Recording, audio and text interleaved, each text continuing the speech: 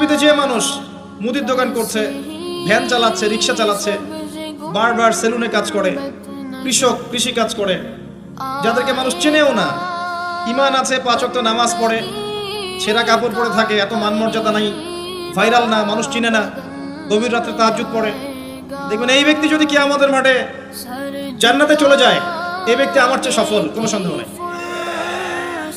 তো আমাদের দৃষ্টিভঙ্গি আগে চেঞ্জ করতে হবে, দুনিয়ামুখী দৃষ্টিভঙ্গি ত্যাগ করতে হবে, পরকালমুখী দৃষ্টিভঙ্গি দরকার। নবী সাল্লাল্লাহু আলাইহি ওয়াসাল্লাম সাহাবায়ে কেরামের ভিতরে এই পরিবর্তন নিয়ে এসেছিলেন, তাদেরকে আল্লাহমুখী করেছেন, আল্লাহমুখী। যখন তারা আল্লাহমুখী হয়ে গেছেন, তখন দুনিয়া তাদের কাছে তুচ্ছ হয়ে গেছে।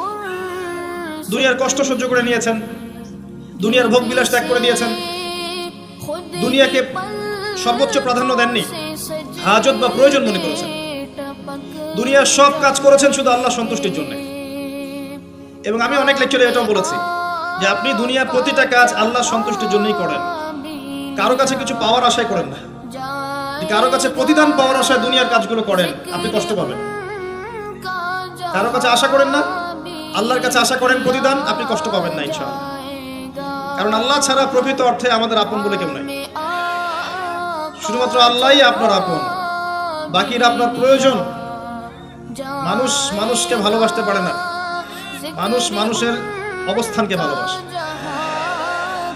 এটা আপনারা হারে হারে ফিল করবেন যত দিন যাবে দেখবেন এটা আখিরুজ জামান, শেষ জামানা চলছে।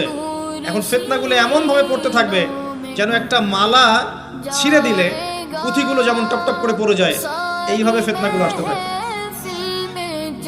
ওই হাদিসের দিকে আসেন। নবী সাল্লাল্লাহু আলাইহি ওয়াসাল্লাম বলেছেন, আদম আলাইহিস সালামকে ডেকে আনা হবে, বলা হবে তোমার সন্তানদের মধ্য থেকে জাহান্নামীদেরকে আলাদা করে দাও। আল্লাহ পাক বলবেন প্রতি 1999 জনকে আলাদা করে দাও, একজন জান্নাতে যাচ্ছে প্রতি 1000-এ। কিন্তু listen to me very carefully, কিন্তু আল্লাহ পাক সূরা নিসা একটা কথা বলেছেন, ইন্নাল্লাহা লা ইয়াগফিরু আন ইউশরাকা বিহি ওয়া ইয়াগফিরু মা দুনা যালিকা লিমান ইয়াশা। আল্লাহ রাব্বুল আলামিন তার সাথে শিরকের গুনাহ ছাড়া অন্য যে কোনো গুনাহ যাকে ইচ্ছা মাফ করতে পারেন। যে কোনো গুনাহ আল্লাহ পাক মাফ করতে পারেন শিরকের গুনাহ ছাড়া। আরেকটা গুনাহ আল্লাহ পাক ক্ষমা করবেন না, সেটা হচ্ছে বান্দার হক।